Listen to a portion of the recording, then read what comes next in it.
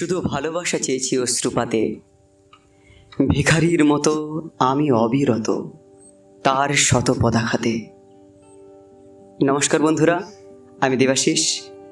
এখন কয়েক মুহূর্ত আপনাদের সঙ্গে কাটাবো কবিতার ক্যানভাস ইউটিউব চ্যানেলের মাধ্যমে। আর কবিতার ক্যানভাস ইউটিউব চ্যানেলে এই মুহূর্তে যিনি হোস্টটা এবং যিনি বড় রাইটার এখন, তিনি হচ্ছেন আমার দাদা, আমার প্রিয় দাদা, আমার শ্রদ্ধেয় দাদা সুব্রত সামন্ত, যাকে আমরা অনেকজনই চিনি চন্দন সামন্ত বলে। ফেসবুকে তো তিনি এই নামেই বেশিটা পরিচয়, ফেসবুক পাড়ায় পাড়ায় এই নামেই উনি ভূষিত। তো দাদা রয়েছেন, আর আমিও বেশিরভাগটা দাদাকে খুব আদর দিয়ে ডাকি চন্দনদা বলে। চন্দনদা কেমন আছো? চন্দনদা কী করছো? যাই হোক, আর সবাইকে বলি যে এখন তো আষাঢ় মাস চলছে, সেই আষাঢ়ের শুভেচ্ছা এবং আপনাদেরকে প্রচুর ভালোবাসা, আপনাদের জন্য প্রচুর ভালোবাসা রয়েছে আমার, তা সেই ভালোবাসাটা আপনারা গ্রহণ করুন। আর সুব্রত দাদের এই বাগান, এই যে পুরো বাগানটা, এই বাগানে আগে অনেক ভিডিও হয়েছে, তো আমারও ছোটোখাটো দাদার ছোঁয়াছুঁই লেগে দাদার পাশে থাকতে থাকতে আমারও ছোটোখাটো কখনো স্বাদ জেগেছে, কখনো ভিডিও শ্যুট করেছি। তো ছোটোখাটো একটা ইউটিউব চ্যানেলও ক্রিয়েট করা হয়েছিল, তো শ্যুট করা হয়েছে। আর দাদা প্রচুর হেল্প করেছে আমাকে সেই সময়টাতে যখন ভিডিওগুলো শ্যুট করা হয়েছে। তো সেই রকম বাগানে, আর এটা আমাদের সুব্রত দা ওরফে চন্দন সামন্ত, চন্দনদা, এটা তাদেরই বাগান। আর এই বাগানে আজকের কবিতার এক ঝলক আড্ডা নিয়ে আপনাদের সামনে রয়েছি। চলুন এখন আড্ডাটা শুরু করি। নমস্কার সবাইকে পড়ন্ত বিকেলের শুভেচ্ছা জানালাম। আর আমার সঙ্গে আছে দেবাশিস, যাকে যে আমাদের সামনে বিশেষত দেবু বলেই পরিচিত। এর আগে আমি বেশ কয়েকটা ব্লগেও বলেছিলাম যে দেবু সবসময় কাছে ডাকলেও যাকে পাই। তো দেবাশিস আজকের আমাকে বললো, যে কিছুক্ষণ আগে বললো যে দাদার টাচে থাকতে থাকতে না, এটা ভুল, একেবারেই ভুল বলেছিস, এটা মোটেও নয়। কারণ প্রতিভা তোর আছে। হ্যাঁ, এটা হয়তো ঠিকই যে তোর সিনিয়র হিসেবে যেটুকু সাপোর্ট দেওয়ার কথা বা যেটা ভালো, যখন আমার কাছে এসি যে পরামর্শ চেয়েছিস আমি দিয়েছি। কারণ সর্বোপরি আমাদের গুরুদেবের তো কথা ভুলতে পারি না, প্রতনু ভট্টাচার্যের কথা তো আমরা ভুলতে পারি না। তো স্যারের আজকের এই অনুষ্ঠান, মানে আজকের এই আড্ডাটা শুরু করার আগে আমাদের স্যার প্রতনু ভট্টাচার্যের চরণে শত কোটি প্রণাম জানিয়ে আজকে জানাচ্ছি। স্যার, যদি আমাদের এই চ্যানেল প্রোগ্রামটা দেখে থাকেন, স্যার আমাদের প্রণাম নেন স্যার। আর আপনার আশীর্বাদী হাত আমাদের মাথার উপরে রাখুন, যাতে আমরা ভবিষ্যতে আরও এই পথে অনেক দূর এগিয়ে যেতে পারি স্যার, প্লিজ। তো কিছুক্ষণ আগে দেবাশিস যে 4টে লাইন যে তুই বললি, 4টে লাইন, এই 4টে লাইন এটা মনে তোরই লেখা, আমি শুনেছিলাম এর আগে তোরই লেখা, তাই তো? হ্যাঁ। তো তুই কবিতা লিখিস আসলে। আজকের দেখ, আজকের এই ইউটিউব চ্যানেলে আজকে এটা হয়তো হোস্ট হবে, সবাই হয়তো এটাকে দেখবে। আজকের আমাদের আড্ডা কীভাবে হয়, মানে আমরা সত্যি কথা বলতে আমরা প্রতি সপ্তাহে আড্ডা মারি আমরা, কিন্তু ও আসে, আমরা কি আড্ডা মারি বহু রকম, মানে আড্ডাটা দাদার বাড়িতেই হয়। আর কখনো কখনো এই বাড়ির মধ্যে বসে হয়, কখনো কোথাও কোনো আছে। আজকের প্ল্যান করা হয়েছে যে আজকের আপনাদের সামনে অনলাইন আমরা কি করি, মানে আমরা কিভাবে থাকি, আমরা কিরকম আলোচনা করি, বা আমাদের আলোচনাগুলো কেমন হয় অ্যাকচুয়ালি। তো সেক্ষেত্রে তুই কবিতাটা যে করলি, মানে যে সকলের সামনে যে পরিবেশন করলি আবৃত্তিটা, তো 4টে লাইন কোটেশন খুবই মারাত্মক, কারণ মন ছুঁয়ে যাওয়ার মতো 4টে লাইন আমি তোরা এর আগে শুনেছিলাম, তাই আমার মনে পড়ে গেল যে এটা তোরই লেখা। এটা যাই হোক, তোর এই কবিতার সংজ্ঞা বা কবিতা কি, মানে এটা তোর কাছে কি মনে হয়, কবিতাটা অ্যাকচুয়ালি কি, যদি বলে কেউ? অ্যাকচুয়ালি কবিতা, সত্যি কথা বলতে, কবিতা যদি একজন কবির কাছ থেকে ধরা হয়, তাহলে কবিতা হচ্ছে একজন কবির সন্তান। মানে সত্যি কথা বলতে, একটা সন্তান যখন হয় না, তাকে তার সৌন্দর্য, তার রূপ দর্শন সবটাই তার মা কাছ থেকে ডিপেন্ড করে। তেমন তার মাই একটা সন্তানকে যেমন জন্ম দেয়, তেমন কবিতার জন্ম কবির কাছ থেকেই হয়। এবং তার কেমন দেখতে হবে, তার রূপ কেমন হবে, তার শুনানি কেমন হবে, অর্থাৎ তাকে শুনতে কেমন লাগবে, তার রূপটা দেখে সবাই কেমন, আপনারা দেখেছেন কি না জানি না, যখন বিভিন্ন প্ল্যাটফর্মে যে সমস্ত কবিতাগুলো পোস্ট করা হয়, দেখবেন তাদের গঠনশৈলীগুলো অন্যরকম। যদি কখনো সময় হয়, আমি কখনো চেষ্টা করেছি তো এরকমটা, তো কোনো সময় মানুষের অবয়ব, কোনো সময় পেঁচার অবয়ব, এরকম দিয়ে কবিতা লেখার চেষ্টা করি ছন্দ কাঠামোতে। যদিও সেটা আমাদের স্যারের আশীর্বাদেই হয়েছিল, মানে আমার স্যার, আমাদের গুরুদেব, মানে আমাদের গুরুদেব রতন ভট্টাচার্য। আর আমরা সত্যি কথা বলতে সেই সূত্রে আমরা কিন্তু পরস্পর গুরু ভাই, মানে দাদা আমার বড় সিনিয়র। তো সেই ক্ষেত্রে কবিতা একজন কবির ছেলে, একটা কবির সন্তান। এবারে সত্যি কথা, একটা কবিতা যখন লেখা হয় না, তার যে কি আনন্দ আমি সেটা বলতে পারবো না। মানে সত্যি কথা, একটা বাবা যেমন সন্তানের প্রতি যতটা, সন্তান যখন হয় মা যতটা আনন্দ হয়, তেমন একটা কবিতা যখন লেখা হয় না, কবির ততটাই আনন্দ হয়। আর আমি তো এটা ফিল করি, আমি জানি না কতটা কি বলছি, কিন্তু আমার এটা মনে হয়েছে। আর একটা কথা, কবিতা কথার অর্থ ব্রহ্ম। কবিতা মানে আমি মনে করি ব্রহ্ম, অর্থাৎ ব্রহ্ম মানে ভগবান, মানে স্পিরিচুয়ালিটি লেভেলের কিছু একটা জিনিস। না হলে কবিতা যখন লেখা হয় না, মানে তখন মানে কি বলা যায়, আমি মানে বেশিটা বলছি, সরি এর জন্য। কবিতা যখন লেখা হয় তখন এক ধরনের অন্যরকম ফিলিংস আমাদের, মানে তখন কবিদের শিরায় এক ধরনের ফিলিংস চলে আসে। সেই ফিলিংসের উপরে ডিপেন্ড করে একটা কবিতা স্থাপিত হয়।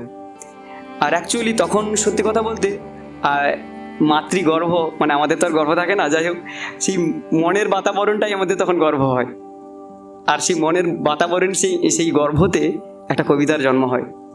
আর আমাদের সেই কলমের ডগা থেকে, ডগা দিয়ে একটা কবিতাকে প্রসব করানো হয় খাতার উপরে।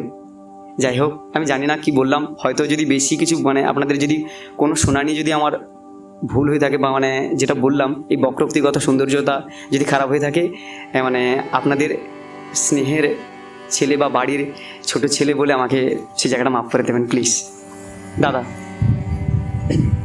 না, অ্যাকচুয়ালি সত্যি কথা বলতে কবিতার অ্যাকচুয়ালি সংজ্ঞাটা আমি জানিও না। আমি যে লিখি সত্যি কবিতার সংজ্ঞা জানিও না। এই যে তুই যে এত সুন্দরভাবে ব্যক্ত করে বললি, এটা অ্যাকচুয়ালি সেটা সত্যি খুবই ভালো একটা। এই জিনিসগুলো অনেক বিষয় আছে যেগুলো আমরা সত্যি তুই এর ভেবে দেখ যে আমরা হয়তো অনেকে আমাদেরকে বলে যে কবি দেবাশিস বেরা, কবি সুব্রত সামন্ত, কিন্তু অ্যাকচুয়ালি কি আমরা কবি? আমরা তো কবি নয়, আমরা সবাই, কারণ কবির কথা সব কবি কবি নয়, সব কবি কবি নয়, তো সবাই কবি হতে পারে না, সেম তেমনই। আচ্ছা দাদা, আমি দেখেছি যেটা, মানে তুমি তো অনেক কবিতা লেখা, মানে সত্যি কথা দাদার কবিতা রয়েছে, আমি পরে নিয়ে আসবো।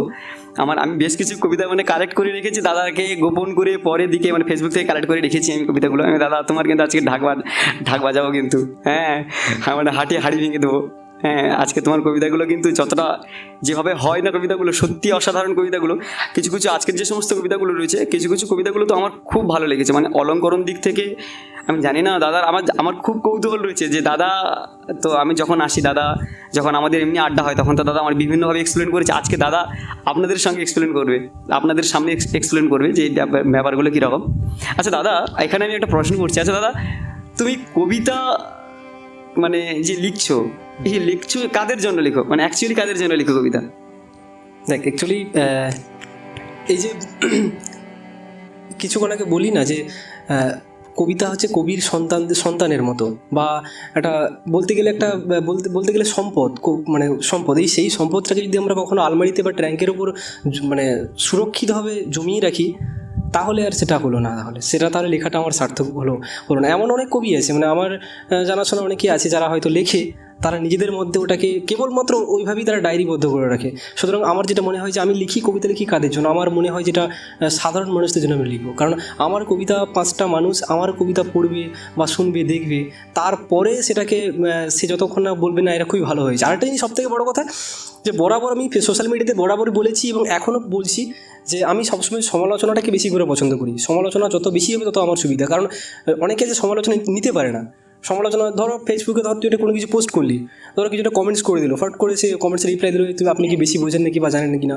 আমি সঙ্গে সঙ্গে কখনো রিঅ্যাক্ট করি না, সঙ্গে সঙ্গে তাকে বলে দিই। এবং হয়তো এই ভিডিওটা যদি ইউটিউবে আপলোড করি, হয়তো এখানে তো নেগেটিভ কেউ কমেন্টস করতেই পারে, তাতে আমার কিছু যায় আসে না, কারণ সমালোচনা থেকে মানুষ কিছু না কিছু শেখে। আর এই জিনিসগুলো অ্যাকচুয়ালি কবিতা তো স্যার বারবারই আমাদেরকে বলে যে একটা সময় সে জীবনানন্দ দাশ, জসীমউদ্দিন, বিভূতিভূষণ বন্দ্যোপাধ্যায়, এরা হচ্ছে প্রকৃতিপ্রেমী, পল্লীপ্রেমী টাইপ ছিল এরা, কারণ এরা প্রকৃতির বর্ণনাগুলো বেশি বেশি করেই দিয়ে গেছেন প্রায় বলতে গেলে। আর রবীন্দ্রনাথ তো আসেই অলরাউন্ডার, রবীন্দ্রনাথ নজরুল ছাড়া তো কোনো কথাই হয় না, সে তো আসেই। তো যখন ভাবলাম যে এই সুকান্ত ভট্টাচার্য যখন আসলো, সে অল্প সময়ে হয়তো বেঁচে থাকলে আমরা বলি কথায় কথায় যে দ্বিতীয় রবীন্দ্রনাথ ঠাকুর তৈরি হতো আমাদের দেশে। কারণ এত লেখা, হ্যাঁ, মাত্র 22 বছর বয়সে মারা গেছে। অভাবনীয় মানে সত্যি যে ছোট্ট ছোট লেখাগুলো, হ্যাঁ, আজকের সেই জসিমউদ্দিন, সেই জীবনানন্দ দাশ, তারা কিন্তু সেই চাঁদকে খুব সুন্দরভাবে ব্যক্ত করে দিয়ে গেছে। চাঁদ তুমি কত সুন্দর, চাঁদ তোমায়, মানে চাঁদের রূপটাকে সুন্দরভাবে করে দিয়ে গেছে। কিন্তু সুকান্ত ভট্টাচার্য এসে সেদিনই দাঁড়িয়ে বলছে যে আজকের দিনে মানুষ খেতে পাচ্ছে না, মানুষ পড়তে পারছে না, তো আজকের দিনে আমি লিখবো চাঁদ তুমি কত সুন্দর। না চাঁদ তুমি সুন্দর নয়, তুমি পূর্ণিমার, তুমি ঝলসানো রুটি, তুমি পূর্ণিমার ঝলসানো রুটি, তোমাকে কাছে পেলে তোমাকে ছেড়ে ছেড়ে ছেড়ে খাবো, এই যে ব্যাপারগুলো। সুতরাং আজকের দিনে আমি দাঁড়িয়ে যদি লিখি যে হ্যাঁ, রিকোয়েস্ট করে আমাকে ইউটিউবে রিকোয়েস্ট করে, মেল করে, কিংবা ফেসবুকে রিকোয়েস্ট করে, দাদা এই একটা প্রেমের কবিতা লেখো, দাদা এই জাতীয় কিছু লেখা লেখো, চেষ্টা করি তাদেরকে দিই সেটাকে, এবং ইউটিউবে এটাকে আপলোডও করি। কিন্তু আমি বরাবর চেষ্টা করেছি যে অরাজনৈতিকভাবে সেটাকে ব্যক্ত করার, এবং বর্তমান সামাজিক প্রেক্ষাপটের উপর ডিপেন্ড করে আমি সেটাকে তুলে ধরার। কারণ আর সব থেকে বড় কথা হচ্ছে, আর আমি চাই যে আমার কবিতাগুলো বেশি বেশি করে সমালোচিত হোক, যেটা তুমি কেন করলে। আজকের আমি কিছুদিন আগে আমি একটা ভিডিও আপলোড করেছিলাম বিশ্ব রক্তদান দিবসে, তো সেখানে বলেছিলাম, সেখানে কিন্তু একটা হয় না যে কবি হয়ে কিন্তু এই বিজেপি, আইএসএফ এই কথাগুলো সরাসরি কখনো তুলতে নেই। কিন্তু আমার কথা মনে হয় যে না, কেন তুলবো না, কেন? বিশ্ব রক্তদান দিবসে আমরা হয়তো বিধানসভার আগে আমরা দেখেছি যে এই ভোটের সময় দেখেছি যে এক দলকে বলা হচ্ছে যে হিন্দুদের দল, এক দলকে বলা হচ্ছে মুসলিমদের দল। অ্যাকচুয়ালি কি সত্যি কি আমরা এই মানে ওই দিন মানে কি বলবো, সত্যি কি কোনো আমরা এদিকে বলছি যে ধর্ম বর্ণ নির্বিশেষে আমরা এটা বলে যাচ্ছি, সেদিকে বলছি এটা, কিন্তু এমনও হয়তো হয়তো প্রমাণ হয়ে আছে, হয়তো কালকের বিজেপির কেউ আক্রান্ত হলে তো এসে বাড়ি কেউ রক্ত দেয়, সেটা আমরা ভাবি না। সুতরাং আমাদের কাছে ধর্ম, আমাদের কাছে রাজনৈতিক, আমাদের কাছে মানে মেন 4টে ধর্ম বলতে গেলে আমাদের কিন্তু এই এ বি আর ও, এখানে কিন্তু কোনো বিজেপি, আইএসএফ এর কোনো দল হয় না। এটা আমি এভাবেই ব্যক্ত করেছিলাম। তো সেখানে তার মধ্যে অনেকে নেগেটিভ কিছু কমেন্টস করেছে, বাট আমার কি সেখানে আমার কিছু যায় আসে না সেখানে কিছু করলে। বাট সেটা হয়তো ঠিকই, কিন্তু অনেক সময় তুই তো হয়তো করেছিস। তোকে যদি বলি যে ধর এই কবিতা লেখার সময় কখনো কোনো মানে বিশেষ কোনো বাধা বা কোন লেখার সময় কিছু বাধার সম্মুখীন হয়েছিস, বা যেটা হয়তো তোর নিজে একটা ভাবিয়েছিস একটা ফোনের সময়? মানে সত্যি কথা, আমি মানে এটা দাদা একদম মানে আমার সেই মানে ভেতর থেকে তুলে আনছি গোড়া থেকে। তো এটা আমার মনে হলো কারণ প্রতিটা কবি লেখার সময় কিছু না কিছু বাধার সম্মুখীন হয়েছে। যেমন আমি এই যে বললাম যে রক্তদানের এটা নিয়ে কেউ এটা করেছে, মা দিবসকে নিয়ে যখন লেখা, ওটা কিন্তু আমার 6 দিনে মাত্র 1.4K ভিউজ হয়ে গেছিলো। বাট ওই লেখাটা কিন্তু একটু ভাইরাল, মানে ওটা কিন্তু ভাইরালের এখন পর্যন্ত ইউটিউবে ওটা সর্বোচ্চ ভাইরাল ভিডিও আমার। তো ওই ভিডিওটা কিন্তু মানুষ কিন্তু নিতে পেরেছে, কারণ সামাজিক আমি দেখেছি রোমান্টিক, কারণ প্রেম নিয়ে অনেক কিছু লেখা যায়, কিন্তু দেখেছি যে এই জিনিসগুলো নিয়ে লিখলে না, মানে বর্তমান সামাজিক প্রেক্ষাপটের উপর কিছু লিখলে সেখানে কিন্তু মানুষ তোকে বেশি করেই চাইবে। হ্যাঁ, তো সেক্ষেত্রে তোর কখনো এরকম হয়েছে কি যে কবিতা লিখতে গেলে কোনো সমস্যার সম্মুখীন, বা সেটাকে কীভাবে ফিল করেছিস, বা সেখান থেকে কীভাবে বেরিয়ে চেষ্টা করেছিস? অ্যাকচুয়ালি সত্যি কথা বলতে মানে যেটা এক্ষুনি বলছিলাম দাদা গোড়া থেকে টানছে, সত্যি কথা বলতে আমার মানে আমি এখানে একটু বলি যে সত্যি কথা মানে আমি কেন জানি না, তো আমি দাদা কিন্তু খুব প্রতিবাদী লেখে। আর দাদা প্রতিবাদী না, দাদা A to Z সব রকমের লেখেন। আর দাদা মানে সত্যি দাদার গদ্যে এক্সপ্লেনটা খুব ভালো। দাদার বেশ কিছু গানও গদ্যের কবিতা আমাদের অর্জুনদার চ্যানেলে গানও হয়েছে, আমি শুনেছি দাদার কবিতা, খুব ভালো মিষ্টি কবিতা। মানে সত্যি কথা দাদার কবিতা পড়ে আমি খুব ফিল করি, খুব ভালো লাগে দাদার কবিতা। গদ্যের এত সুন্দর ভাষা, আমি সত্যি কথা খুব করি। আর আমি চেষ্টা করে গদ্যতে মানে এক্সপ্লেন করতে পারি না, আমি বেশিরভাগ কবিতাগুলো ছন্দে উপস্থাপন করি। যাই হোক, এখন প্রশ্নটা হচ্ছে যে আমি কবিতা লিখতে গেলে কোনো জায়গাতে আঘাত পাই কিনা। হ্যাঁ, আমি আঘাত পেয়েছি। মানে সব থেকে বড় ব্যাপার হচ্ছে আমার ফ্যামিলি থেকে আঘাত পেয়েছি। একটা সময় খুব একাকিত্বের মধ্যে আমি গেছি, মানে খুব একাকিত্বের মধ্যে, মানে এখনও যদিও রয়েছে। তো মানে সেই একাকিত্বের মধ্যে যখন হাঁপিয়ে উঠছিলাম, তখন বারে মনের ভিতর থেকে একটা প্রশ্ন উঠে আসছিল যে আমি কি কিছুই পারিনি? আমার মধ্যে কি কোনো পদার্থই ভগবান দেয়নি? বারবার এইরকম একটা জিজ্ঞাসার মধ্যে আমার একজন বন্ধু, আজকের সে বিভিন্ন কারণে দূরে চলে গেছে, আমি নাম উপস্থাপন করে দিচ্ছি, সঞ্জীব, আমার বন্ধু, আমার বাল্যকালের বন্ধু। তো ও আমাকে উস্কে দেয় যে কবিতা লিখ। তারপর ওর মধ্য থেকে হয়ে আমি আশিনগরে গেছি। আশিনগরে যাওয়ার পরে স্যার আমাকে গাইড করেন এবং লেখালেখি করি। এই মতো অবস্থায় যখন আমি লিখছি, বাড়িতে বাবা বলে যে তোর এখনও পর্যন্ত বলে লেখালেখি করে কী হবে, ওগুলো কি করে কি ইনকাম পাবে কেউ? অ্যাকচুয়ালি আমিও জানি না, কিন্তু আমার অন্তরাত্মা কেন নিজে থেকে লেখায়, আমি না লিখলেও এমনিতেই আমার ভাবনা চলে আসে আর এমনিতেই আমার মানে ডায়েরিতে কলম চলে যায়। তোর এই কথাটা আমার এখনো ভাবাই যে বাবা আমার জন্য একটা ভালো একটা কোনো একটা প্রাইভেট কোম্পানিতে একটা ভালো জব দেখেছিল, যেটা 10,000 টাকা 12,000 টাকা এই লকডাউনের মধ্যে থেকেও, যেখানে মানুষ খেতে পাচ্ছে না, তখন একটা ভালো একটা কাজের অফারও যখন এসেছিল, তখন তুই আমাকে বললি চন্দনদা যে এই কাজটা আমি করতে যাব, যে আমার এই সামান্য এই 10,000 টাকার মধ্যে, সামান্য একটা নোটের মধ্যে আমার এই স্বপ্নগুলো মানে বাধা হয়ে যাবে। এই কথাগুলো সেদিন আমাকে ভাবিয়েছিল যে সামান্য একটা নোটের মধ্যে, এই যে সামান্য নোটের মধ্যে, সামান্য কয়েকটা নোটের মধ্যে যে আমার স্বপ্নগুলো যে মানে তার মধ্যে সীমাবদ্ধ হয়ে যাবে, যে আমি আর বাইরে বেরিয়ে কিছু করতে পারবো না। তারপর থেকে যে সেই কাজটা রিজেক্ট করে দেওয়া, সেই জিনিসগুলো যখন ভাবি যে না সেটা সত্যি তোর মধ্যে অ্যাকচুয়ালি, এই জন্য বলি যে তুই আসিস, এই গল্প আড্ডা মারি বা এগুলোকে করি।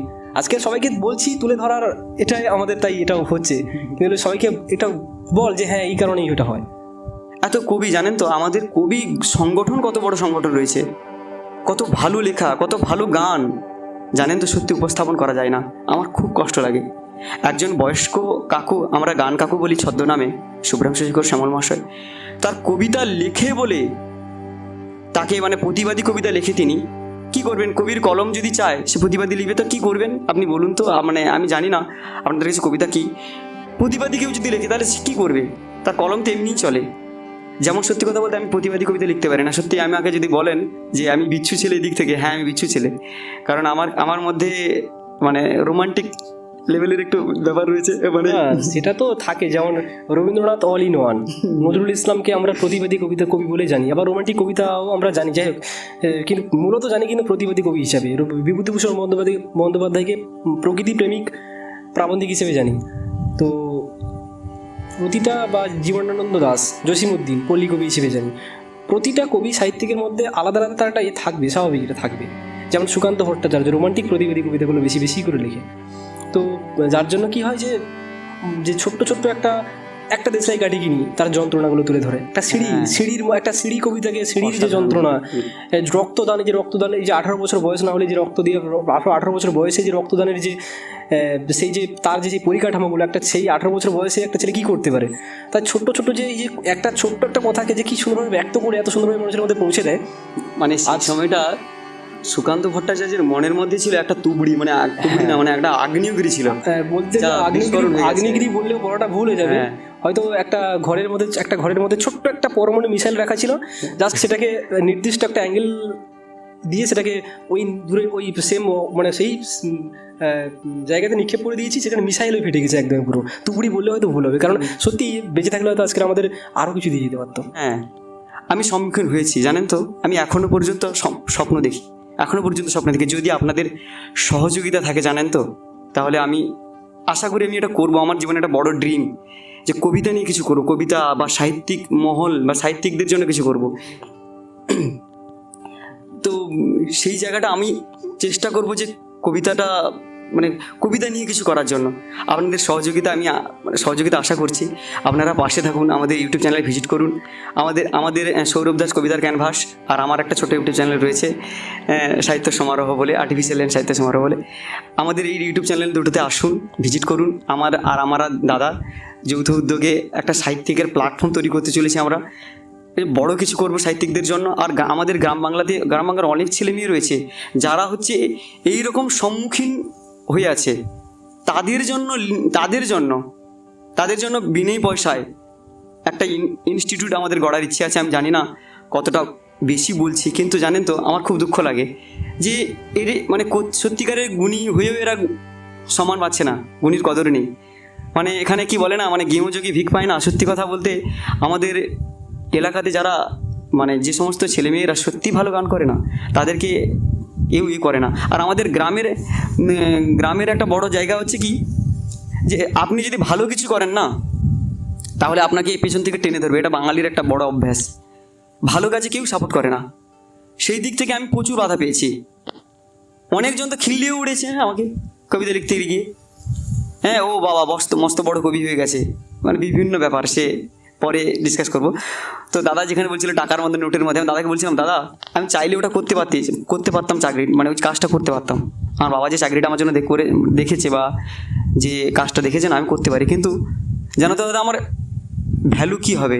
আমাকে হয়তো এখান থেকে আমাকে বলবে আমি বোকা বা কি, দাদা হয়তো আমাকে মানে দাদা জানি না, দাদাকেও ওই কথাগুলো শুনতে হয় মাঝে সাঝে বাড়িতে। আমি দাদাকে বলছিলাম, দাদা কিছু একটা করবো, যদি আমি কিছু না করি তাহলে ফালতু মানুষ জীবন নিয়ে কী লাভ হলো, কিছু নেই, কিছু যদি না করতে পারবো। বিবেকানন্দ বলেছিলেন, আমার কথাটা এখনও গায়ে কাঁটা দেয়, যে মানুষ হয়ে জন্মগ্রহণ করেছে অনেক কিছু চিহ্ন ফেলে যাও। সত্যি তাই যদি না করতে পারলাম তাহলে আর কী হলো? তুমি যখন এই ইঞ্জিনিয়ারিংয়ের যে এই যে ছাত্র, এর মতো অবস্থায় তুমি যখন কবিতা লেখো তখন আদিম মনে হয় না?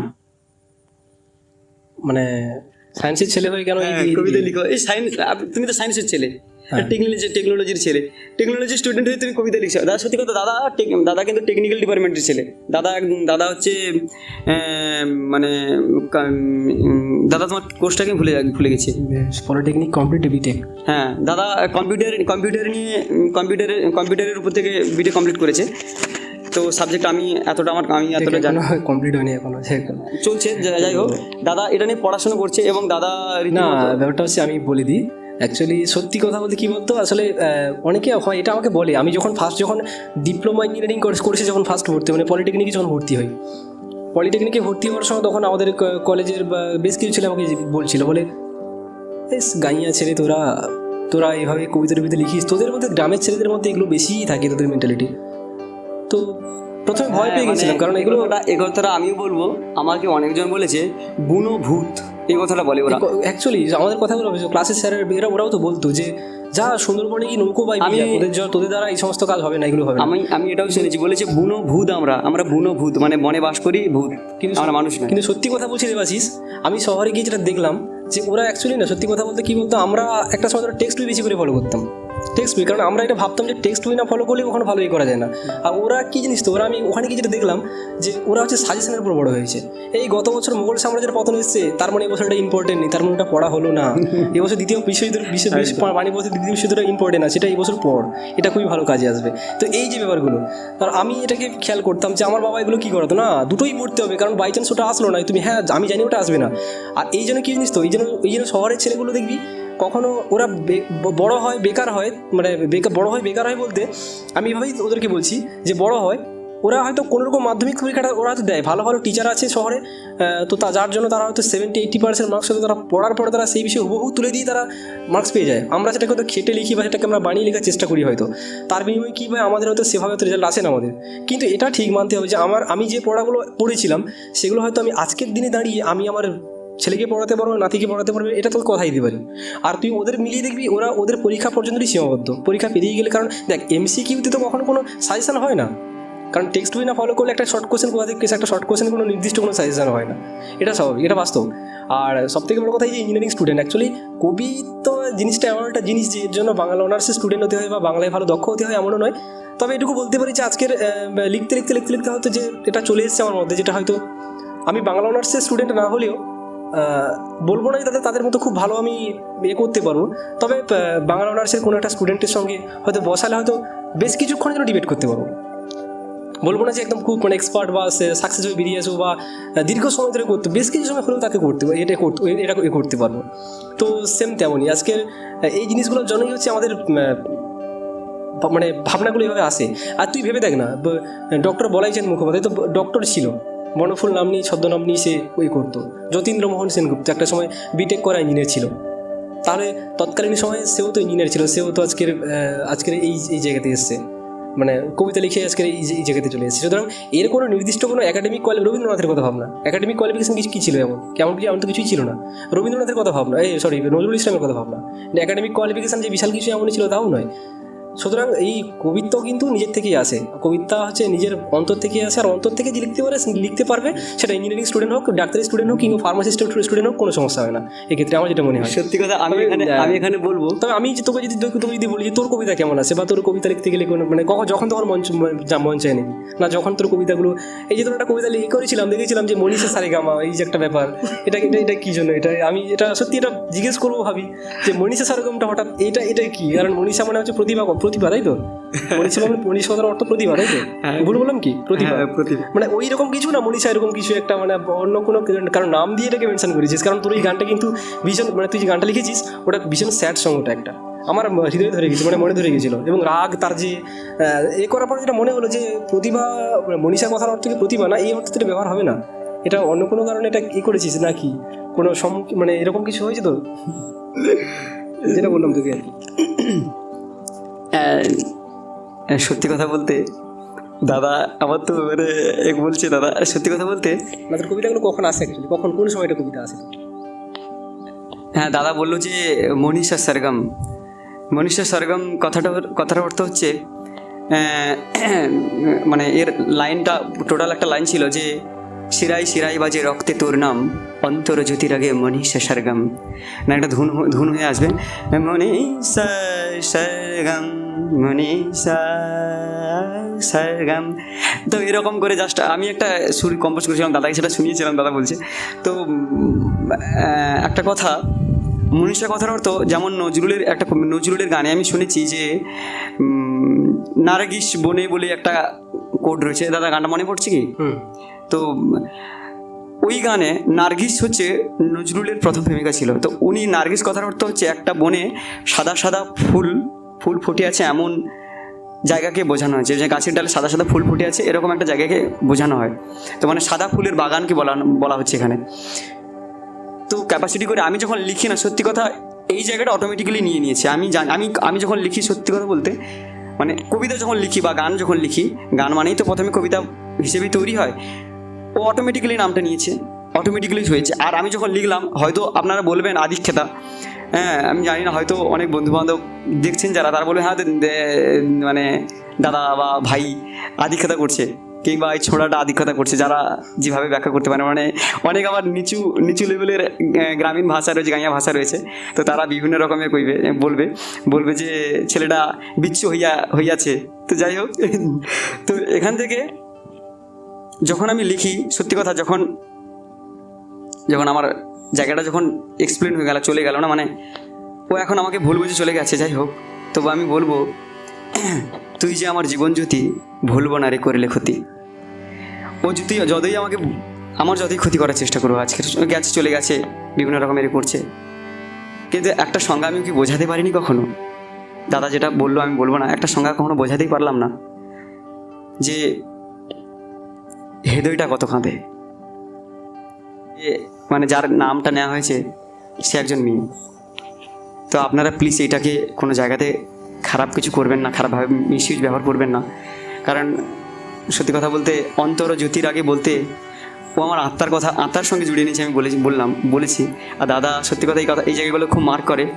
আমার প্রত্যেকটা কবিতা একটা সময় জানেন তো, যখন আমি কবিতা লিখতাম না, তখন কবিতা অলঙ্করণহীন ছিল। তখন স্যার বলতেন যে দেবাশিস, তোমার কবিতাতে অলঙ্করণ নেই, কবিতা তুমি কাউকে ডেকোরেট করো। তখন সত্যি কথা বলতে আমার এতটা প্রেম ভালোবাসা ছিল না। ওই আমার জীবনে এলো, প্রপোজ করলো, কবিতার মধ্যে অলঙ্করণ দিল। এখন ও আমার জীবনের অলঙ্করণ। ও আমাকে হয়তো ভুল বুঝছে, কিন্তু জানেন তো, যদি আপনারা আমার এই জায়গাটা কতটা ফিল করতে পারছেন জানি না, আমি বলবো যে ওই আমার কবিতা, ওই আমার গান, ওই আমার সব কিছু। আর ওই হচ্ছে এমন একটা রাস্তা যার মাধ্যমে আমি ভগবানকে আমার সমস্ত কিছু বলতে পারি। হ্যাঁ, অনেকে এটা নিয়ে অনেক কিছু খিল্লি ওড়াচ্ছে, অনেক কিছু বলছে। আমার প্রিয় মানুষরা রয়েছে অনেকেই, যাদেরকে প্রিয় ভাবতাম, তারা মুখোশের আড়ালে বিভিন্নভাবে বলছে। আর এখন ওর মন সত্যিই খুব ভালো, ও সত্যি খুব ভালো মনের মানুষ, ভালো মানের একটা মেয়ে, কিন্তু ও বুঝতেই পারছে না যে কাদের সঙ্গে রয়েছে, যার জন্যই করছে। যাই হোক, আমার পার্সোনাল অনেক কথা আমি আপনাদেরকে বললাম। তা ও যদি ভিডিওটা দেখে থাকে, আমি তার কাছে রিকোয়েস্ট করব, প্লিজ তুমি এটা করো না। তুমি যেটা করছো ওটা আলেয়া, ওটা সরে গেলে হোঁচট খেয়ে পড়বে। বাস্তবের রাস্তায় এমন হোঁচট খেয়ে পড়বে না, তখন কিন্তু কিছু করার থাকবে না। তুমি ভালো গান করো, গানটা ভালো করে করো। ভিডিওর মাধ্যমে, আজকের সবার মধ্য থেকে এই ভিডিওর মাধ্যমে আমি তোমাকে একটা বার্তা দিলাম। জানি না বন্ধুরা, যদি এটা ভুল হয়ে থাকে আমি মাপ চাইছি। আচ্ছা, আর মানে এবারে বলবো দাদাকে যে তোমার কি মনে হয় দাদা, যে যখন তুমি মানে কবিতা, তোমার কি মনে হয় যে এই কবিতাগুলো কি সত্যি মানুষ চায় না অন্য কিছু? মানে তোমার কবিতা কি সত্যি মানুষ চায়? মানে তুমি যে কবিতাগুলো লিখছো, এগুলো সত্যি কি মানুষ চাইছে? না অন্য কিছু, মানে এক যে তুমি যেরকমভাবে কবিতার বিষয়বস্তুগুলো নাও, ওই বিষয়বস্তুগুলো কি মানে হ্যাঁ চাইছে মানুষ, বা ওইরকমই কি কবিতাই চাইছে, বা অন্য এইরকম কি বিষয়বস্তুতে মানুষ করছে? না দেখ, সেটা তখন যদি সেরকম যদি বলি, এই যে তুই যে বললি না কিছুক্ষণ আগে মনীষার কথাটা, আজকে এই তোর জীবন অলঙ্করণ ছিল না। দেখ, অলঙ্করণ অ্যাকচুয়ালি অলঙ্করণ যখন রবীন্দ্রনাথ প্রথম যখন কবিতা লিখেছিল, অলঙ্করণ জিনিসটাকে আদৌ হয়তো তিনি জানতেন না, বা হয়তো প্রথম মানে হয়তো রামায়ণে যখন কবিতা লেখা হতো, উপনিষদে যখন কিছু পাঠ লেখা হতো, গদ্যেরও তো অলঙ্করণ আছে, শুধু কবিতার আছে তা তো নয়। তো এই অলঙ্করণটা কোথা থেকে, অনেকে বলে অলঙ্করণ ঠিক করো, এটা হ্যাঁ হয়তো এটা তো ঠিকই। আজ আমরা ওখানে কল্পনা করতে পেরেছিলাম যে গদ্যে কবিতা লেখা হবে। আজ আমরা কথায় কথায় বলি গদ্য কবিতা, কিন্তু অ্যাকচুয়ালি তো কথাটা ঠিক নয়, গদ্য কবিতা কথাটা ঠিক নয়। কারণ আমার মনে হয় যে গদ্য তো গদ্য, কবিতা তো কবিতা, গদ্য কবিতা বলে কোনো কথা হয় না। তো আমরা কথায় কথায় বলি, সেটা অভ্যাস হয়ে গেছে, বা হয়তো আমরা আজকের বিভিন্ন প্ল্যাটফর্মে এমনকি উন্নত প্রফেশনাল ইউজ করে, সেটা আলাদা দিক সেটা।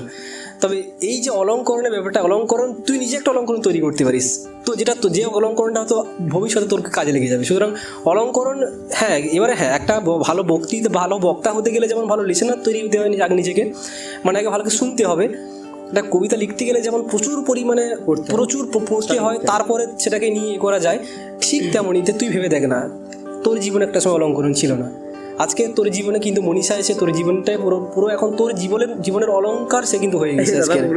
না ঠিক তেমনই, তুই কোশ্চেন করলি বলেই বললাম তোকে। দেখ এবার তুই খেয়াল করে দেখ, এবার আমার কবিতাগুলো মানুষ নিতে চায় কিনা। হ্যাঁ, এবারে একটা কথা আছে, দাদার কবিতা মানে দাদার কবিতার যদি রোমান্টিকতা খোঁজেন, আমার কবিতার থেকে দাদার কবিতার রোমান্টিকতায় বেঁচে গেলে কিন্তু অবস্থা খুব খারাপ। না সেরকম কিছু নয়। তো মানে আমারটা যদি ভেলা হয়, আমারটা যদি মানে কোলার মান্ডাস দিয়ে যে ভেলাটা বানানো হয় কোলা গাছ দিয়ে, তো এই যে কোলা গাছ দেখছেন ব্যাকগ্রাউন্ডে সুব্রতদার এই সাইডে, এই যে তো এই কোলা গাছ দিয়ে যে মান্ডাসটা বানানো হয়, যদি আমি সেটা যদি হই, দাদা হয় আছে স্টিমার, বড় স্টিমার। না না না, সেরকম কিছু নয়। তুই অনেক লেখার অনেক উন্নতি করিস সত্যি, বিশেষ করে রোমান্টিক কবিতাগুলোর দিক দিয়ে। ক্লাসিক্যাল কবিতাকে খুব ভালো, যথেষ্ট এক্সপার্টও, আমার থেকেও এক্সপার্ট। আমি এটুকু বলবো, এটা অস্বীকার করার কিছুই নেই, কারণ আমরা কন্টিনিউ আড্ডা মারি, আমাদের আলোচনা হয়। আচ্ছা যাই হোক, দাদাকে একটা ছোট প্রশ্ন করছি। আচ্ছা দাদা, আপনাদের সামনে কিন্তু, আচ্ছা দাদা তুমি তো কবি, আচ্ছা আচ্ছা কবিদের এই যে জায়গাটা, যে কবি সবাই সব কিছু হতে চায়, ফ্যামিলির লোক বলে তুই ওটা হ, সেটা হ, সেটা হ, কিন্তু এটা বলে না তুই কবি হ। এটা তো কেউ বলে না, কোনো বাড়ির ছেলে, মা কিংবা বাবা এটা বলে না যে তুই কবি হ। রবীন্দ্রনাথ সাহিত্য রচনা করে গেছে, বড় কবি হয়েছে, তাকে দেখে তো কেউ তার কিন্তু পথ তো কেউ অনুসরণ করে না, তুই কবি হ বলে না তো। আচ্ছা দাদা তুমি বলো তো, কবি হওয়াটা কি অন্যায় এখানে? দেখ ছোট্ট একটা কথা বলিস, এটা এই যে তুই যে একটা যে কোশ্চেন করলি না, মহা বিপদে ফেললি, মানে এটা অল্পতে সারা যায় না আমার যেটা মনে হয়। দেখ, ইংরেজরা যখন প্রথমে আমাদের ভারতে এসেছিল, খেয়াল করে দেখ, তারা কিন্তু আমাদের দেশ থেকে কিন্তু মূল্যবান জিনিসগুলো নিয়ে যেত, আর নিয়ে আসতো কেবল লবণ নিয়ে আসতো। আমাদের দেশে লবণ থাকা সত্ত্বেও আমাদের কিনে খেতে হতো, তাদের কাছ থেকে কিনতে হতো। যখন তারা এখান থেকে যখন বিজনেস করে, তারা যখন বিজনেস বলবো না, লুট করে যখন আমাদের দেশ থেকে যখন সবটা নিয়ে যেত, তো লুট করে যখন জিনিস নিয়ে যেত, তখন ইংরেজরা বলেছিল যে আমরা এখান থেকে নিয়ে গিয়ে বিজনেস করছি, বা এখানে আমরা বিজনেস করছি, লবণ নিয়ে এসেও হলেও বিজনেস করছি আমরা। কিন্তু আপনাদের দেশে সবথেকে বড় বিজনেসম্যান যে কিনা আমাদের মতো, আমাদের মানে কি বলবো, হয়তো এত করে না, যেমন সাধারণ মানুষের একটা প্রশ্ন ছিল, কে সেই ব্যক্তি? যে রবীন্দ্রনাথ ঠাকুর। ইংরেজরা ব্যক্ত করেছিল যে 1.5 পয়সার কালি আর 5 পয়সার এক দিস্তার মানে কাগজ নিয়ে যে সম্পদ সে রেখে দিয়ে গেছিল, সেগুলো যুগের পর যুগ চলতে থাকবে। সুতরাং এই যে রবীন্দ্রনাথ জমিদার ফ্যামিলি ছেলে ছিল, তাহলে সবাই তো, আমি এটা ভালো মনে আছে, আমি এবার সোনারপুরে আমার একটা বন্ধুর সঙ্গে একসঙ্গে মেসে সময় কাটাচ্ছিলাম, তো কবিতা লিখছিলাম, তো আমার পাশের বন্ধুরা বলছে এগুলো রাখতো, ফ্রি ফায়ার বা পাবজি খেলা আছে, ওই সমস্ত ওই শুরু বলে রবীন্দ্রনাথ আর নজরুল ইসলাম করে, এই যুগের ছেলে তোরা এগুলো নিয়ে পড়ে আছিস কেন? তো আমরাও কিন্তু স্মার্ট, আমরাও কিন্তু টাই স্যুট কোট আমরাও কিন্তু পরে, বা আমরাও কিন্তু রাস্তায় ঘোরা ছেলে, বা আমরাও কিন্তু লোফারের মতো মাঝে মাঝে হলেও 2-1 করে আমরা কিন্তু খাওয়া দাওয়ার পরে কিন্তু বিন্দাস আর টোটো করে ডোটো করে রাস্তায় ঘুরে বেরিয়েছি, বাউন্ডুলে হয়ে ঘুরে বেরিয়েছি। আমাদের মধ্যেও সেই জিনিসটা আছে, কিন্তু তবুও আমার মনে হয় যে এগুলো করি বলে আজকে আস্তে আস্তে করে জিনিসগুলো হারিয়ে যাচ্ছে। আসলে কি জিনিস, তো আমাদের ফ্যামিলির ছেলে বাবা মানে এটাই মনে করে যে অ্যাকচুয়ালি ছেলে আজকের মাধ্যমিক দেবে, তারপরে ওই তো উচ্চ মাধ্যমিক দেবে, তারপরে আমাদের এই পাথর প্রতিমা কলেজে গিয়ে ভর্তি হয়ে যাবে, যাই হোক পান্তা ভাত স্কুল কলেজে যাবে, ব্যাস তারপরে গ্র্যাজুয়েশনটা কমপ্লিট করলো। আর মেয়েদের হলে তো আলাদা আলাদা প্রসঙ্গ, মেয়েরা হলে একটার পর একটা বেঞ্চ টপকে টপকে টপকে টপকে তারপরে একটা কোনো একটা ছেলেদের ধরে মানে বিয়ে দিয়ে দেওয়া হলো। কিন্তু এইটা তুই কখনো খেয়াল করে দেখেছিস কখনো যে ভেবে দেখবি তো আমাদের বাবা মা এই জিনিসগুলো জেনারেল চিন্তাভাবনাগুলো রাখে বলে আজকে আমাদের মধ্যে এই চিন্তাভাবনা মানে মাথার মধ্যে শুধু করে জেনারেলি চিন্তাভাবনা, জেনারেল কথা অর্থ সাধারণ, এই সাধারণ চিন্তাভাবনাগুলো মাথায় ঘোরে। কখনো খেয়াল করে দেখেছিস আমার বাবা মা, ধরো আমি ভালো ক্রিকেট খেলতাম একটা সময় মাঠে কিন্তু ভালো ক্রিকেট খেলতাম, ভালো ক্রিকেট মাঠে ব্যাট বা বল হাতে নিয়ে একসময় দাপিয়ে খেলতাম। আমিও কিন্তু একটা সময় ক্রিকেট খেলেছি প্রচুর ভালো, বা প্রচুর টুর্নামেন্ট খেলেছি একটা সময়। তো ইভেন এখনও পর্যন্ত মাঠে যাওয়ার ইচ্ছে হয়। তো বুঝতেই পারছেন আজকাল এই অনলাইনের দুনিয়াতে পাবজি বা ফ্রি ফায়ারের দুনিয়াতে আমাদের মতো এই অফলাইনের ছেলেগুলো হারিয়ে যাচ্ছে আস্তে আস্তে করে। যাক, তো বাবা মারা কখনো ভাবে না যে ছেলেটা দুপুরে শেষে ক্রিকেটের ব্যাটটা হাতে নিয়ে চলে যাচ্ছে, সেটা তার মানে ক্রিকেটের ন্যাক আছে, মানে ক্রিকেট খেলতে ওর খুব ইন্টারেস্টেড, ছেলেটা ভালো গান বাজনা করে। ও কখনো এগুলো কখনো দেখে না। তোমাকে ভালো পড়তে হবে, ভালো চাকরি পেতে হবে, এটাই সবাই জানে। কারণ কেন উদ্দেশ্য কি, তোমাকে ভালো চাকরি পেতে হবে, চাকরি পেলে তোমাকে অনেকগুলো টাকা নিয়ে আসতে হবে, সেই টাকা দিয়ে বড় বাড়ি হবে, সেই টাকা দিয়ে 5 বিঘে জায়গা হবে, সেই টাকা দিয়ে আমরা ভালো খাবো, ভালো পড়বো, আমাদেরটা হলেই চলে যাবে। এই যে একটা ব্যাপার, কখনো খেয়াল করে দেখেছেন রবীন্দ্রনাথ ঠাকুর জমিদার হয়েও কেন সে এটা করেনি? আজকের সেই মানুষটাকে সবাই মনে রাখতে পেরেছে।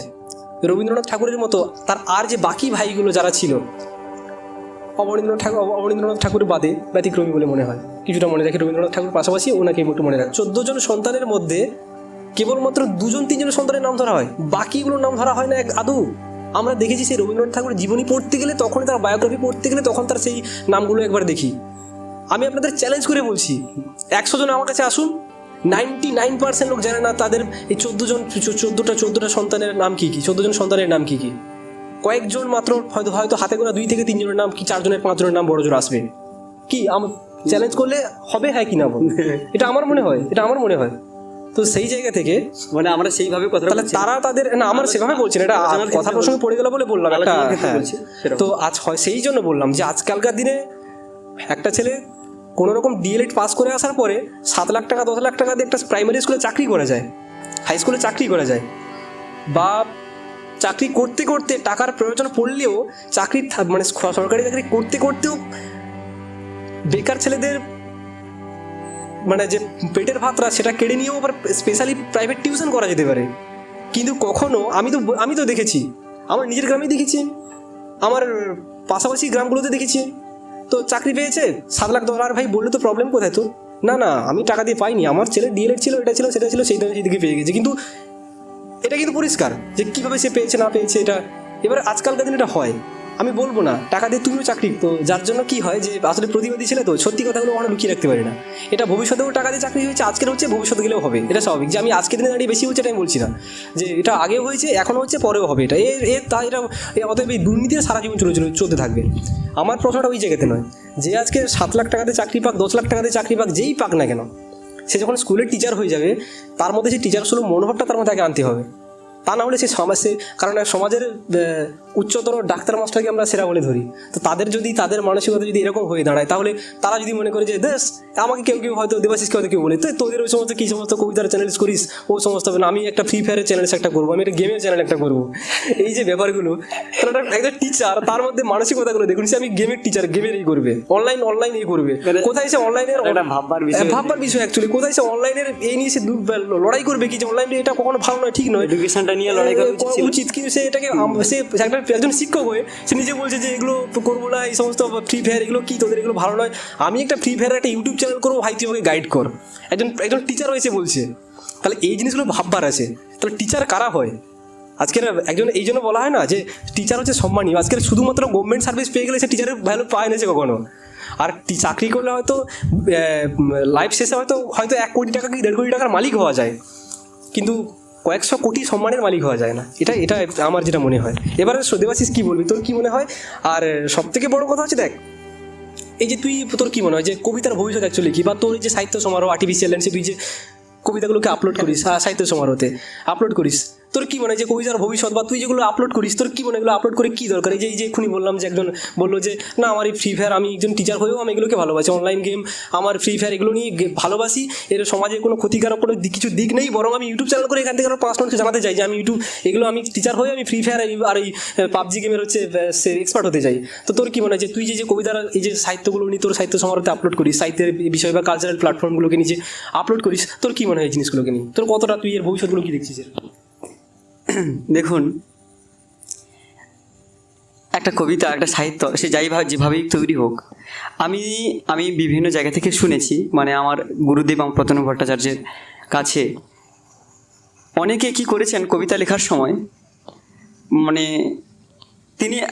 তিনি কি করেছেন না, একজন কবি নাকি ছিলেন, তিনি নাকি মানে কবিতা লেখার জন্য নাকি মানে 3-4 মাস অন্তর তার মানে যাকে মানে প্রচলিত মানে এখন মডার্ন ভাষায় বলে গার্লফ্রেন্ড, তা গার্লফ্রেন্ড চেঞ্জ করতেন।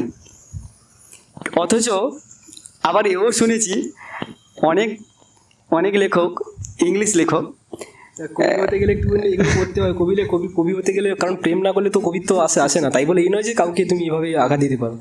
তো যাই হোক, তো আরেকজন শুনেছি যে একজন মানে মানে ওই যে বলে না মানে কি বলা হয় পতিতালয়ে যেতেন, ওখানে গিয়ে একজন মানে মহিলার প্রেমে পড়ে সাহিত্য রচনা করলেন। আবার এরকম শুনেছি যে মানে সে তার একজন মানে কবি, সে সারা জীবনে কবিতা লেখেনি, মানে তার ছেলে হয়ে গেছে, তার পুত্র মানে তার 2-3টে সন্তান আছে, তারপরে একদিন তারা স্ত্রী বাড়িতে ঝাড়ু পোছা করছিলেন, মেঝে পরিষ্কার করছিলেন, তো সিমেন্টের মেঝে তো পরিষ্কার করছেন, আর কবি বসে আছেন, তো তার স্ত্রীর এখান থেকে যে আঁচলটা থাকে না খুলে পড়ে গেছে, জাস্ট ওইটা দেখে তার মধ্যে প্রেম জেগে গেছে, মানে এতদিন বিয়ের আগে এতদিন পর্যন্ত তার প্রেম হয়নি, ওই সময়টা থেকে তার প্রেম শুরু হলো এবং সে লিখে ফেমাস হয়ে গেল। যাই হোক, কবিতা যেভাবেই তৈরি হোক না কেন, কবিতা থেকে কিছু শিক্ষণের ব্যাপার আছে, কিছু সম্পদ আছে।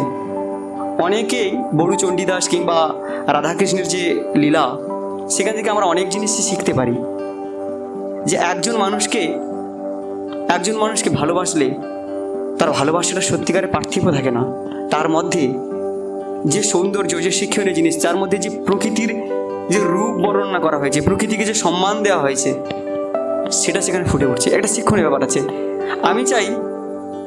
আমি যেটা তৈরি করলাম, আমি চাই না সেটা নাম করানোর জন্য বলছি না, সেখানে যদি 2জন মানুষ এসে শিখতে পারেন, সেটা আমার ঐশ্বরিক শক্তির মর্যাদা দেওয়া হলো, যে আমি যে জায়গাটা দিলাম। কিন্তু ব্যাপারটা হচ্ছে, যিনি এটা করছেন, যে সমস্ত মাস্টারমশাই জানি না, তো তাদের আমি বলবো তেনাদেরকে, যে আপনি তো ছেলেদেরকে পড়াচ্ছেন, পড়াশোনার সঙ্গে সঙ্গে ছেলেদের এডুকেশন লাইনে আসুন না, এডুকেশন লাইনে কিছু করুন না, কোনো সাহিত্য চর্চা নিয়ে থাকুন না। ছেলেদেরকে ছোটো ছেলে মেয়ে যদি থাকে, কিংবা বড় কলেজের যদি মাস্টারমশাই হন, বা কলেজের প্রফেসর কিংবা প্রিন্সিপাল যদি হন, তাহলে আপনি ছেলেদের নিয়ে কোনো কালচারাল অনুষ্ঠান করুন, ছেলেদের নিয়ে আজকের একটা কবিতা আবৃত্তি করান, তাতে ভালো হবে যে ছেলেদের মধ্যে সৃজনশীলতার বিকাশ ঘটবে। আমি চাই যে সৃজনশীলতার বিকাশ ঘটুক। আমি কিছুক্ষণ আগে আপনাদেরকে বলেছিলাম, আগের জায়গাতে বলে এসেছি যে আমি কেন করতে চাইছি, যে প্রকৃত সৃষ্টির সম্মান পাক। দেখুন, কার মধ্যে কীরকম ভাবনা আসবে এটা তো বলা যায় না। দেখুন, অনেকজন কি করে, দেখুন একজন কবির ক্যারেক্টার এখানে কিন্তু খুব নোংরা হয়ে থাকে, মানে কবির ক্যারেক্টার এখানে খুব নোংরা। কবিকে কবিতা লিখতে হলে যদি সে যদি সমস্ত ফিলিংসের মধ্যে থেকে যদি না বিলং করে, না থাকে, না ফিলিংসগুলো যদি না তার শরীরে আসে, সে বিবেচনা করবে কি করে যে ওই কবিতাটা ওই রকম হবে। আর একজন কবিতা যখন কবিতা লেখে দাদা, একটা কথা বলো তো, অলিক কল্পনায় ভেসে সে কতটা লিখতে পারবে কি তার কলম চলবে বেশিটা? না, সেটা বেশি সময় আমার তো মনে হয় না। তবে পারবে না এমনটা বলা ভুল যে পারবে না একেবারে, কিন্তু মানে কৃত্রিমতায় ফুটবে না সেটা। সে তো অলিক কল্পনা মানে তো পুরোটা কল্পনা জগতেই সে ভাসছে, তাহলে সেটা কী করেছে। তবে বলবো না যে একেবারে হবে না, হবে, তবে সেভাবে আমার তো মনে হয় না। এই মানে যদি বাস্তবতার একটা দিক থেকে তুলে ধরিস তাহলে হয়তো হবে না, বাস্তবের দিক থেকে তুলে ধরবো। হ্যাঁ, এটা ঠিক বলেছে দাদা, বাস্তবের দিক থেকে তুলে ধরলে হবে না। কিন্তু জানেন একটা জিনিস, আমাদের যাই হোক, আজকের আমি আমার জায়গা থেকে বিলং করছি বলে আমি বলছি না, জানেন পৃথিবীতে প্রত্যেকটা জিনিসের সঙ্গে প্রত্যেকটা জিনিসের খুব কানেক্টিভিটি রয়েছে, খুব কানেকশান রয়েছে। আমি চাই যে মানুষ ন্যাচারাল শিক্ষাটা নিক, ন্যাচারাল জিনিসটা নিক। অলিক কল্পনার মধ্যে অনেক কবির কবিতা আমি দেখছি অলিক কল্পনার মধ্যে বিলং করে। দেখুন, অলিক কল্পনার মধ্যে বিলং করা মানে মানে সেখানে কোনো কোনো জায়গায় ফিলিংসের ঘাটতি ঘটে। আচ্ছা দাদা, এখানে একটা কথা বলবো, যে তুমি যে ফেসবুকে যে কবিতাগুলো আপলোড করো, তোমার কি মনে হয় না যে তোমার কবিতার লাইনগুলো চুরি হবে? কিংবা তুমি ধরো এরকম, তুমি যে মানে এই যে কবিতাগুলো প্রকাশ করার আগে, মানে কোনো জায়গাতে কোনো ম্যাগাজিন কিংবা কোনো জায়গাতে প্রকাশ করার আগে তুমি কি করো না, লেখাগুলো দিয়ে দাও? তোমার কবিতা কি কখনো চুরি হয়নি? আমার এটা জিজ্ঞাসার আছে। তুমি তো প্রচুর মানে ফেসবুকের পাড়ায় তো প্রচুর তোলপাড় করো এই বিষয়গুলো। মানে দাদার কবিতা ফেসবুকের পাড়ায় পাড়ায় পাবেন। দাদার ফেসবুকের পেজ রয়েছে কবিতার ক্যানভাস, ওখান থেকেও আপনি পাবেন। দাদার কবিতা পেয়ে যাবেন ফেসবুক থেকে। আর জানি না দাদার গ্রুপ, তুমি কি গ্রুপ ক্রিয়েট করেছো? কবিতার ক্যানভাস ফ্যান্স গ্রুপ, একটা ফ্যান্স গ্রুপ নতুন ক্রিয়েট করা হয়েছে। দাদার এই গ্রুপটাতে আসুন, আমরা রয়েছি ওখানে। আমরা বলছি না, আমি রয়েছি তো দাদা। হ্যাঁ, আমার এতটা খেয়াল নেই তো। ওখানে আমরা আছি, আপনারা আসুন, জমিয়ে না হলে আড্ডা দেওয়া যাবে একদিন আবার।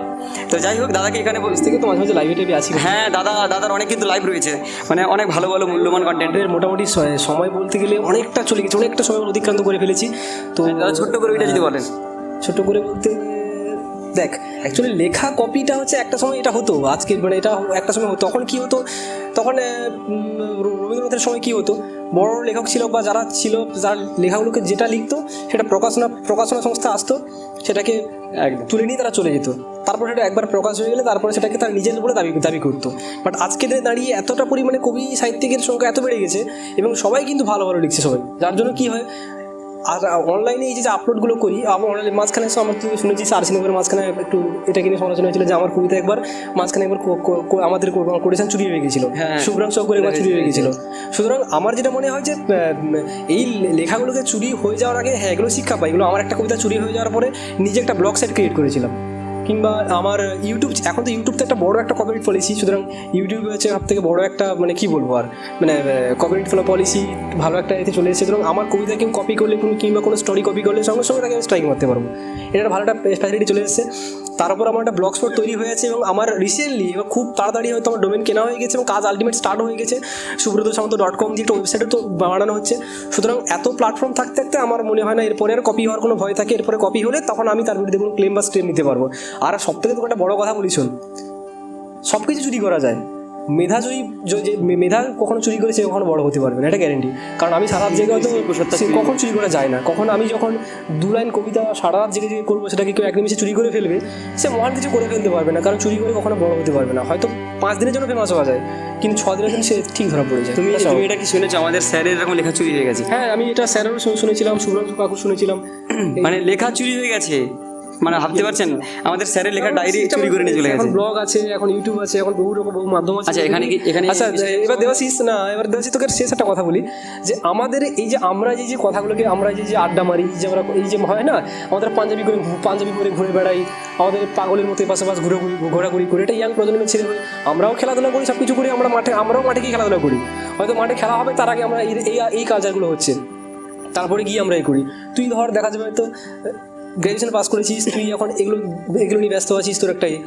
ধরো আমি একটা ইঞ্জিনিয়ারিং স্টুডেন্ট, হয়তো পলিটেকনিক পাস করেছি, আজকে বিটেক লেভেল চলছে। বিটেক লেভেলে যখন আমাকে নিজেকে পড়তে হচ্ছে, নিজের একটা এখন ওয়ার্ক ফ্রম হোমের কিছু কাজগুলো করছি আমি এখন বাড়ির মধ্যে থেকে, বেশ কটা কম্পিউটার সেন্টারে আমি পড়াই, সেগুলো চলছে আমার। তাহলে এতগুলো কাজের মধ্যে থেকে এগুলো আমরা সামলাই। স্মার্ট হয়ে আমি কম্পিউটার সায়েন্স নিয়ে পড়ছি, মানে একটু স্মার্ট হতেই হবে, না হলে অ্যান্ড্রয়েড বা স্মার্টফোনের মতো আপডেট হতেই হবে। তা সত্ত্বেও এগুলো নিয়ে আলোচনা করি, এগুলো করি বলে, এত কিছু করি বলে আমরা ভুলভাল হয়তো কারোর সঙ্গে ঘুরি না বলে হয়তো আমাদের গ্রামের 5টা বলে আমরা নাকি পাগল। তো এগুলো তোর কী মনে হয় আজকের অ্যাকচুয়ালি পাগল তোর কী মনে হয় অ্যাকচুয়ালি এই কবির চরিত্র, আজকের আমাদের এই চরিত্রগুলো কেমন অ্যাকচুয়ালি হওয়া উচিত, যদি আমরা দুজন পরস্পর মধ্যে বলে দিই?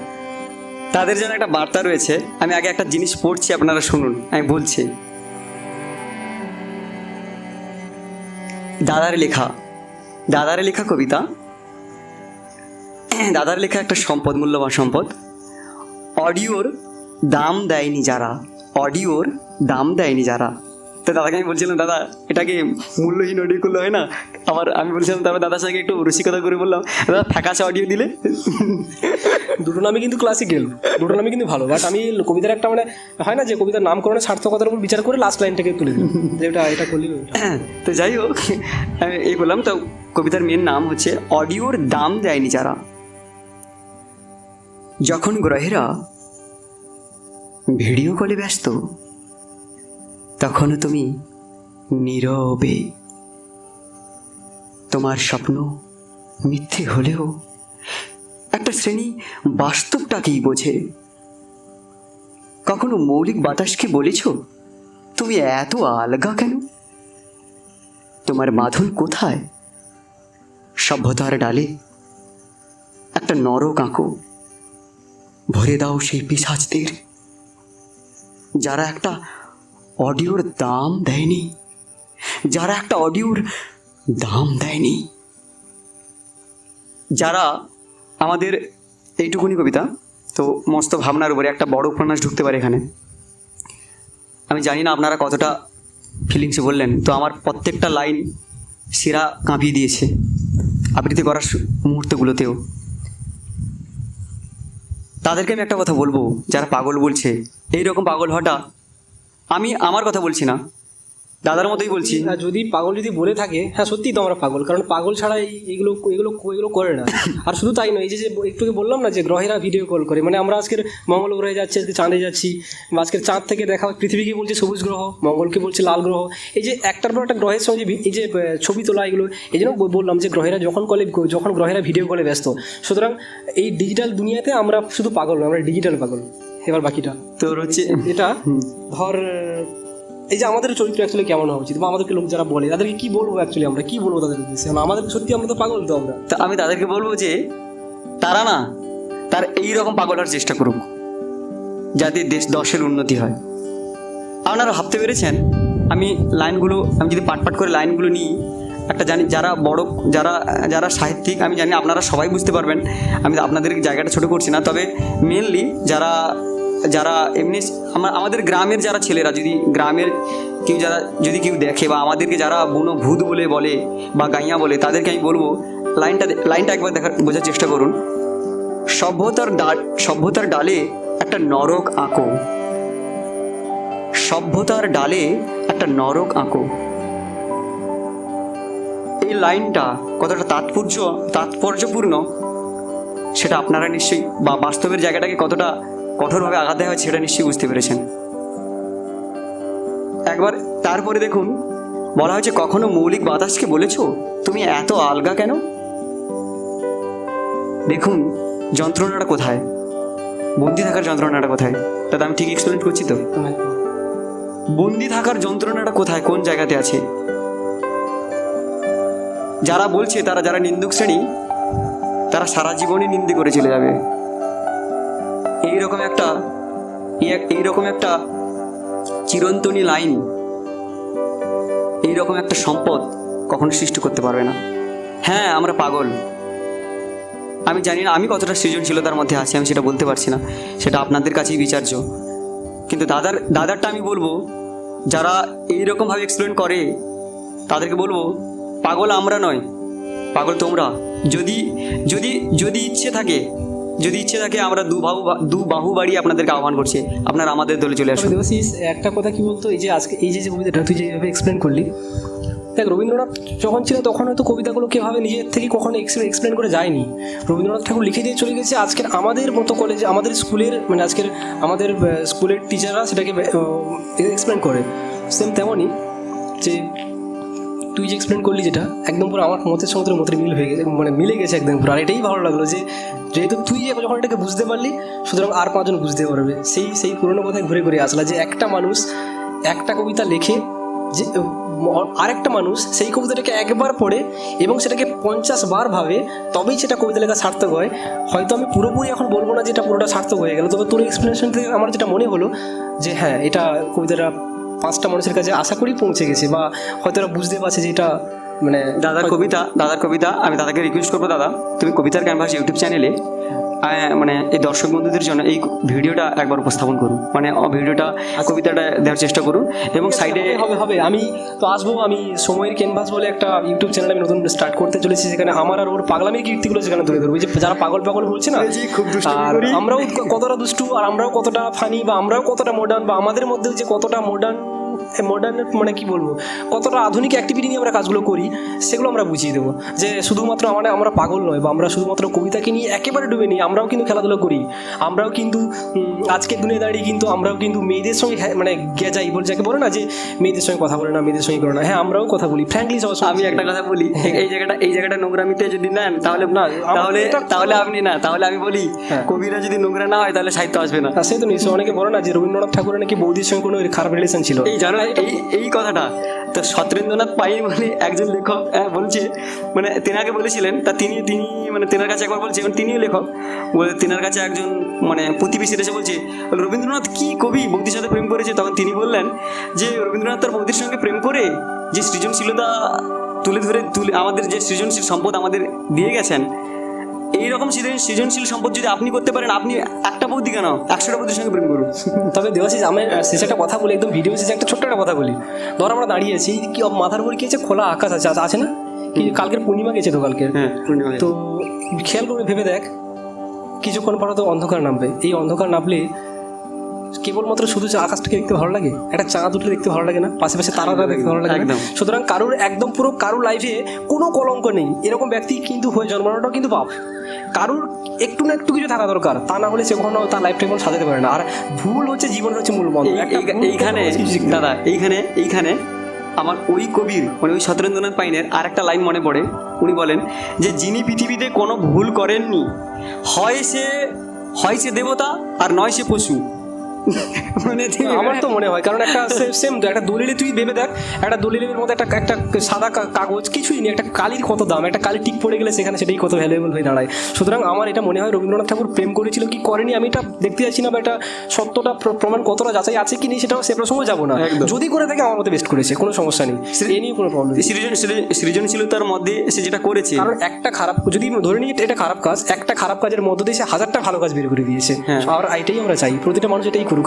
তুমি একবার ভুল করে চুরি করেছো তো কি হয়েছে, তুমি সেই বুঝিয়ে দাও যে তুমি মোটেও ওই একটা ভুলে তোমার একটা ভুল ছিল, তুমি মোটেও ওটা ছিলে না, বা তোমাকে হয়তো মানুষ তোমাকে তাহলে যেন বুঝতে পারে যে না তুমি আদৌ এরকম নয়, তোমার ক্যাটাগরি এরকম নয়, মানুষ তোমাকে ফাঁসাচ্ছে বা মানুষ তোমাকে এরকম কিছু করতে চাইছে। আর যেটা তো হয়তো তুমি নয়, যেটা হয়তো আমি দেবাশিস আমরা অনেকবার উপলব্ধি করেছি, ও করেছে, আমি করেছি। রিয়েল লাইফে আমরাও প্রতিনিয়ত চলতে আমরা প্রচুর বাধার সম্মুখীন হচ্ছি, কিংবা এখনও হচ্ছি। আমাদের এটা নিয়ে কোনো সমস্যা নেই, কারণ আমরা এটাই মনে করি যে জীবনে চলতে গেলে এগুলো আসবে, এই বাধাগুলোকে অতিক্রম করে যেতে হবে। সে কারণ পৃথিবীতে বাঁচার জন্য এসেছি, কিছু সৃষ্টি করার জন্য এসেছি। এত অল্পে হেরে যাওয়ার মতো আমরাই নয়। কেউ আমাদের ভয় দেখিয়ে অপমানিত বোধ করে সেখান থেকে এগিয়ে করার আমরা সেরকম ছেলে আমরা নয়। এগিয়ে যাব, জানি না শেষ কথা, শুধু আপনারা পাশে থাকুন আর ফলো করুন কবিতার ক্যানভাস ইউটিউব চ্যানেল আর সাহিত্য সমারোহ ইউটিউব চ্যানেলটাকে, আর ফলো করুন, আমাদেরকে সাপোর্ট করুন। আমরা কথা দিচ্ছি আমরা ভালো কিছু নিয়ে আসবো আপনাদের জন্য, যদি আপনারা। সত্যি কথা একটা কথা বলি, আপনারা আমাদের দুটো ইউটিউব চ্যানেল সাবস্ক্রাইব করুন, দাদারটা অবশ্যই, আর আমারটা সেই সঙ্গে আমি জানি না, আমি বলবো না নিজের চ্যানেলে। না সাহিত্য সমারোহ, ওর চ্যানেলের নাম সাহিত্য সমারোহ, আমার কবিতার ক্যানভাস, দুটো চ্যানেল আপনারা ফলো করুন। ব্র্যাকেটে কিন্তু আর্টিফিশিয়াল লেন্স রয়েছে, যাই হোক। হ্যাঁ, আরেকটা কথা, আপনাদের ভালো যদি কখনো মনে হয় যে ভাই তুমি এই বিষয়টার উপর লেখো না, দাদা তুমি এই বিষয়টার উপর লেখো না, তোমরা রিকোয়েস্ট করো না, আমরা সেটার উপর লিখবো। হ্যাঁ, আমাদেরকে রিকোয়েস্ট করুন প্লিজ। তোমরা চাইছো, আমরা কেন লিখবো না সেটাকে নিয়ে লিখবো না? আপনাদের জন্যই তো আমরা খাটছি, চেষ্টা করবো। আপনাদের কিছু আসলে একে বেল করুন, রোমান্টিক কবি একদম পুরো একদম ফুল, কোনো সমস্যা হয় না। এরকমটা দাদা আরো রোমান্টিক। যাই হোক, তো আজকের মতো তাহলে আজ বিদায় নিলাম। আবার আসবো কোনো একটা দিন, আবারও পরে এরকম কোনো কবিতার ব্লগ নিয়ে। আর আপনারা পাশে থাকুন, সাপোর্ট করুন। আর আপাতত আজকের মতো বিদায়। আর দেখলেন তো আমাদের আড্ডাগুলো কেমন চলে। এই বৃষ্টিতে হয়, কদিন বৃষ্টি ছিল, 2-3 দিন বৃষ্টি ছিল, আমরা ভেবেছিলাম আমরা 2-3 দিন আড্ডা মারতে পারিনি। আজকে একটু বৃষ্টিটা কমে গেছে, আজকে একটু ওয়েদারটা ফাঁক দিচ্ছে, মানে ফাঁকা, আজকে একটু বৃষ্টি হচ্ছে না। ভাবলাম চলো একটু আড্ডা ফাড্ডা মেরে আসি, একদিন ছাতা নিয়ে ভিজতে আড্ডা দেবো। হ্যাঁ সত্যি, আর আপনাদের সামনে ভিডিও করে দেখাবো যে অ্যাকচুয়ালি আমরা কি করি, আর আমাদের মধ্যে এইগুলো আলোচনা হয়। একদম মাঠে জল থাকবে, জলের কলকল শব্দ থাকবে, তার সাঁতার উপর টুকটুক করে শব্দ পড়বে, ফটফট করে শব্দ হবে, সেটা সেই শব্দের স্ক্র্যাচ, সেই শব্দ স্ক্র্যাচ করবে, সঙ্গে আমাদের ভয়েস ব্যাকগ্রাউন্ড মিউজিক হিসেবে যখন সব টপ টপ করে শব্দ হবে, তার সঙ্গে যখন কবিতা পড়বে, কবিতার কিছু সেদিন মেঘ আর বৃষ্টি, সেদিন মেঘ কবিতার মানে কবিতার ব্যাকগ্রাউন্ড থাকবে আমাদের বৃষ্টির নপুর, বৃষ্টির ক্যানভাস। আর তোর চ্যালেঞ্জে থাকবে যে বৃষ্টি সমারোহ, কারণ ক্যানভাস মানে তো কারের উপর কিছু থাকে, তো সেটাই তো আমার কবিতার সেইগুলো হচ্ছে ক্যানভাসের আকারে, সেগুলোকে সাজানোর চেষ্টা করি। সেদিন না হলে থাকবে বৃষ্টির ক্যানভাস, সেদিন না হলে থাকবে তোর বৃষ্টি সমারোহ। প্রবলেম কোথায়? তো তাহলে তো আসি আজকের মতো ভাই। হ্যাঁ নমস্কার, ভালো থাকবেন। আর আমার দাদা, একদম হৃদয়ের দাদা, আর হ্যাঁ স্যার, আমাদের গুরুদেব, আমাদের পতন স্যার আবারও বলছি আমাদের প্রণাম নেবেন যদি ভিডিওটা পুরো যদি দেখে থাকেন। আর হ্যাঁ, আপনারা যে দর্শক বন্ধুরা রয়েছেন, যারা দেখলেন ভিডিওটা এতক্ষণ পর্যন্ত, শেষ পর্যন্ত, আপনাদেরকে একদম আমাদের হৃদয় থেকে আমার প্রচুর ভালোবাসা। আর যারা আমাদের থেকে আমি যাদের যারা আমার থেকে বড় বা আমাদের থেকে বড়, তাদেরকে আমার সশ্রদ্ধ প্রণাম রইল। আপনারা ভালো থাকুন, অনেক ভালো থাকুন, আর আষাঢ় মাসটা খুব ভালো যাক আপনারা। আর আপনারা প্রত্যেকটা দিন, প্রত্যেকটা মুহূর্ত খুব মিষ্টিতে কাটান, একদম মিষ্টির সঙ্গে, একদম সুইট মুভমেন্ট থাকুক আপনাদের। এই বলে আজকে বিদায় নিচ্ছি। নমস্কার। নমস্কার।